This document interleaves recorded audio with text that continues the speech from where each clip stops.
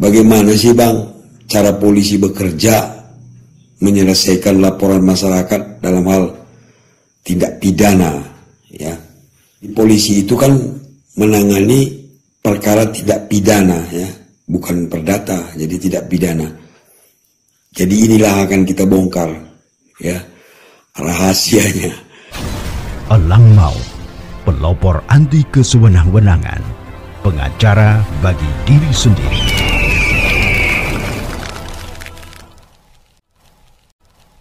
Dan zaman sekarang gak perlu memang ditutup-tutupi, ya rekan-rekan. Karena dalam penegakan hukum ini kan gak boleh ada yang ditutupi, ya, supaya semua masyarakat bisa menilai. Jadi kita mulai dari awal pelaporannya, ya. Ketika kita merasa dirugikan, ya, oleh orang lain, dalam hal ini perkara tindak pidana, tentunya kita melapor ke polisi. Nah, melapor ke polisi, rekan-rekan, gratis, ya. Saya ulangi lagi, nggak ada biayanya, rekan-rekan. Polisi menangani perkara, tidak ada biaya dari pelapor atau masyarakat harus bayar, nggak ada itu. Ya, tidak ada, itu udah pasti nggak ada. Kalau ada berarti ngarang-ngarang itu, ya rekan. Nah, kita melapor kemana Bang? Kita melapor ke kantor polisi terdekat, ya kan? Ke Polsek bisa, ke Polres juga bisa, ke Polda bisa, ke Mabes Polri bisa. Ke bagian mana Bang? Kita pergi ke bagian sentra pelayanan kepolisian, ya kan? Atau biasa disingkat SPKT. Nah, kita pergi ke sana. Biasanya kalau di Polres ada tulisannya nanti gede di situ besar, SPKT. Nah, kita langsung ke sana. Nanti kita di sana ada petugas konseling namanya, rekan-rekan. Petugas ini akan bertanya kepada kita apa permasalahannya, membahas apakah perkara kita ini ada unsur pidananya atau tidak, ya.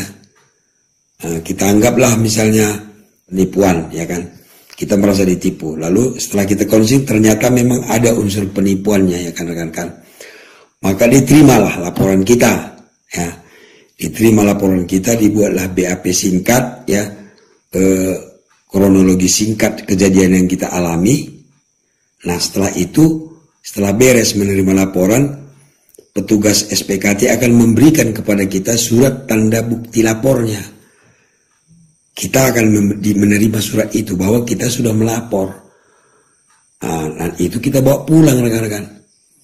Selesailah pelaporan kita. Jadi kalau kita belum membawa surat itu, surat tanda terima lapor, berarti kita belum melapor, hanya cerita-cerita saja. Karena tidak semua rekan-rekan itu diterima laporannya, bukan tidak dilayani, tapi karena tidak memenuhi unsur pidananya, maka biasanya petugas akan menyarankan kemana kita akan mengambil langkah.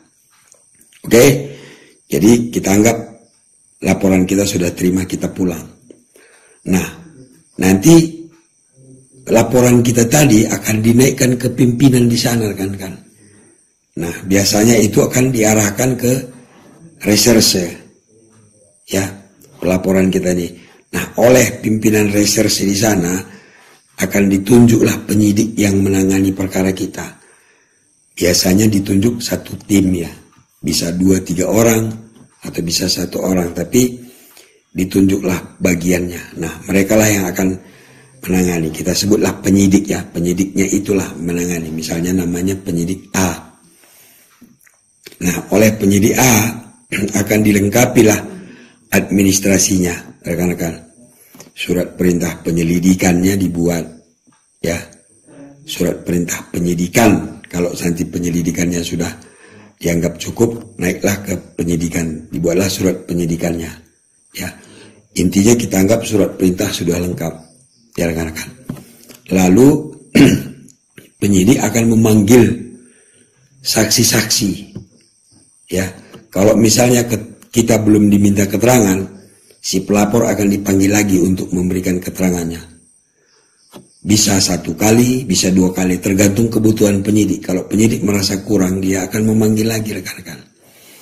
Nah, pemanggilan ini dilakukan pasti pakai surat resmi, ya.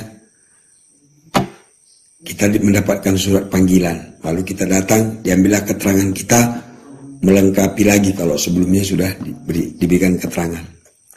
Lalu penyidik memanggil saksi-saksi yang kita tunjuk atau yang ada kaitannya dengan perkara yang kita laporkan, atau yang mengetahui, melihat kejadiannya itu akan diminta keterangan oleh penyidik.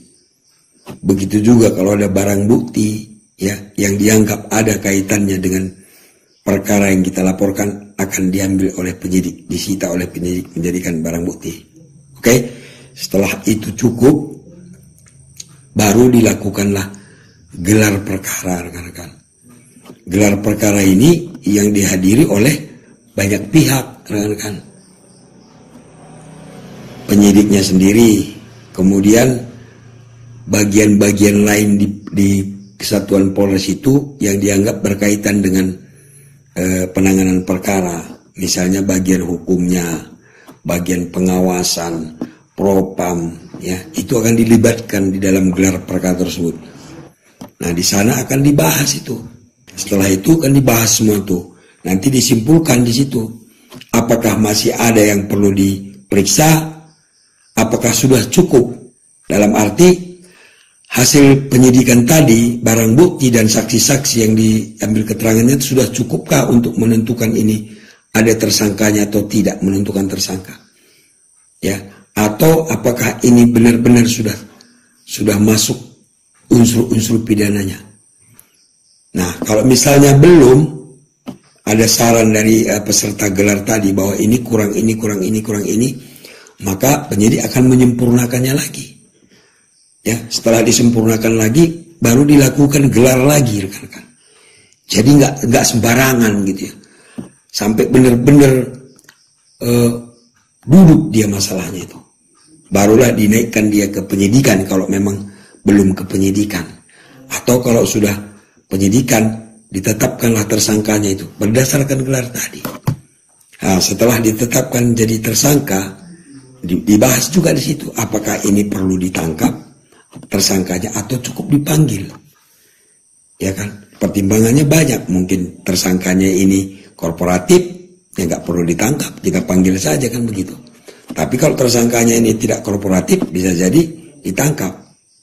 Nah, kita anggaplah tersangkanya ini korporatif. Jadi setelah gelar selesai, kesimpulan gelar bahwa dijadikan si A menjadi tersangka. Nah, lalu penyidik melanjutkan lagi kerjanya. Dipanggillah si A itu diperiksa sebagai tersangka.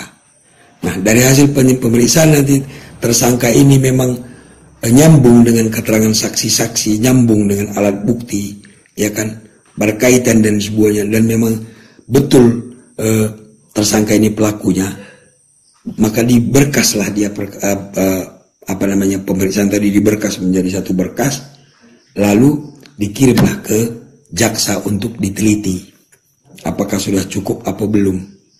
Nah, kemudian jaksa akan memeriksa berkas tadi apakah sudah cukup, saksi-saksinya sudah cukup, pasalnya sudah sesuai, barang buktinya sudah lengkap. Kalau belum, akan dikembalikan lagi ke penyidik. Jaksa akan meminta lengkapi ini, lengkapi itu. Nah, kemudian kalau misalnya dibalikkan lah, ya kan, lalu oleh penyidik dilengkapi lagi. Nah, setelah lengkap, diserahkan lagi ke jaksa. Nah, setelah jaksa melihat semua sudah lengkap, baru dinyatakan lengkap berkasnya. Itulah yang disebut P21, rekan-rekan. Kalau sudah P21, sudah berkas dinyatakan lengkap oleh jaksa, maka penyidik akan menyerahkan berkasnya berikut tersangkanya, ya, dan juga alat-alat bukti barang bukti tadi kepada jaksa. Selesailah tugas polisi, rekan-rekan. Selanjutnya jaksalah yang akan membuat dakwaannya untuk diajukan ke persidangan. Polisi tugasnya sampai di situ selesai. Begitu, rekan-rekan. Kalau begitu berapa lama, Bang? Tergantung perkaranya. Kalau perkaranya gampang bisa cepat, bisa seminggu sudah selesai. Gelar perkara kan bisa cepat kita lakukan, penyidik lakukan, rekan-rekan. Tapi kalau misalnya perkaranya sulit, misalnya perkara sulit itu apa? Misalnya perkara tanah, biasanya kalau masalah tanah itu agak rame, agak repot dia, rekan-rekan.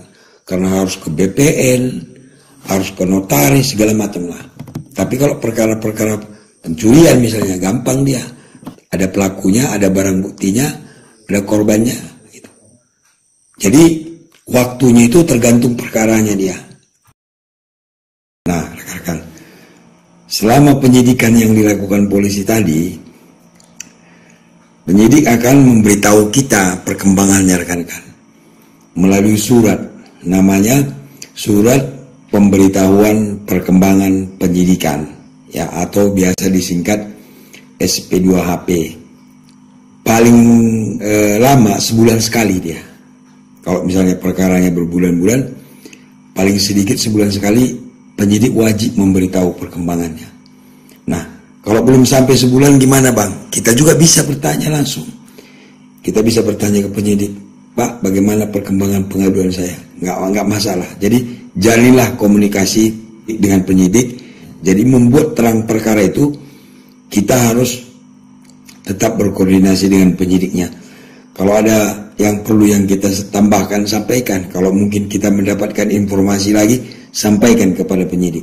Bisa langsung atau bisa melalui telepon. Biasanya penyidik memberikan nomor teleponnya. Nah, sebagai tambahan sedikit, rekan-rekan, jika jaksa sudah menerima berkas dan tersangka dan barang bukti, jaksa akan membuat surat dakwaan dan mengajukannya ke persidangan. Pada sidang nanti rekan-rekan juga akan dimintai keterangan sama dengan di BAP di polisi tadi. Jadi pertanyaan jaksa dan hakim di persidangan tidak akan jauh dari situ, ya rekan-rekan.